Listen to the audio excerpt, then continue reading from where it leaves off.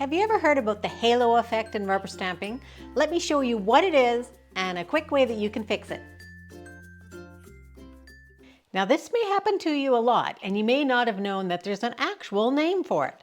So we're just going to take a plain rubber stamp. So this one is a cling stamp and we're going to use some Tuxedo Black Memento ink and we're really going to ink that up well.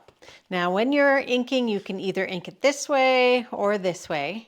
But what sometimes happens is you get ink around the outside. Now I did pretty good here, but if you are a heavy-handed stamper, so if you tend to really get it in there, and if you stamp this down really hard and you press really hard, or you rock your stamp from side to side, you could end up with this look around your images.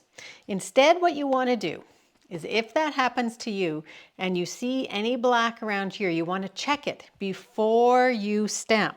And when you do, pull yourself out one of your little wet ones and just clean around those edges, because it's the edges that create that halo effect.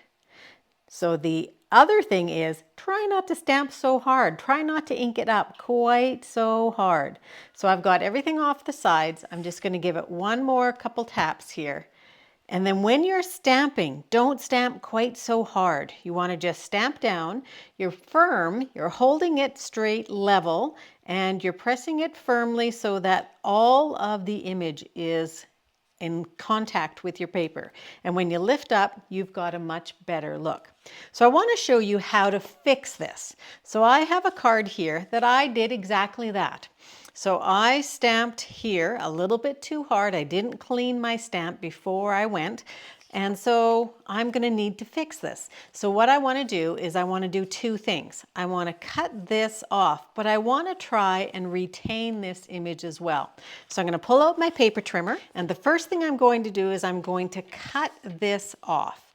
So you can do that by just lining it up, and I'm going to try and get pretty close to those words because I want to try and get my birthday cake as well. So I'm lining up the words with the top of my image here. So I'm going to try and get them straight because it may not be straight on the paper. And I think that's okay. And then I'm just going to cut it off. Then I'm also going to cut off this way. So I've created a straight edge here. Now I'm going to cut it off this way. And you're going to keep cutting around it so you've got just a rectangle by the time you're done. And if you don't have an exact rectangle, that's okay too. You're going to have an interesting shape. So I want to just give that a little bit more here. And my one last piece, I can cut it with my trimmer, but I'm going to pull in my paper snips and do this last piece just because I have a little bit more control this way. So now I've got a little edge here.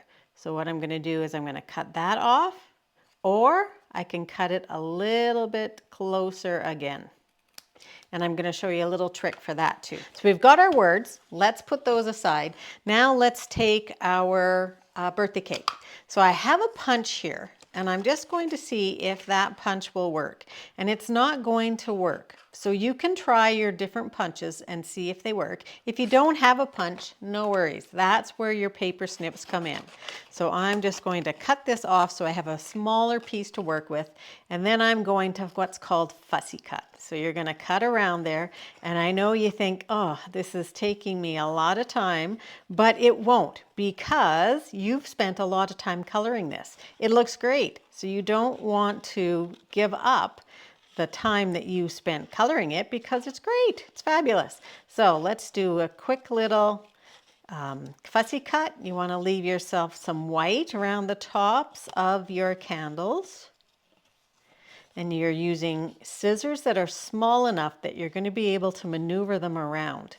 You don't want big scissors because you won't just have any kind of control at all. There we go. So there's our piece.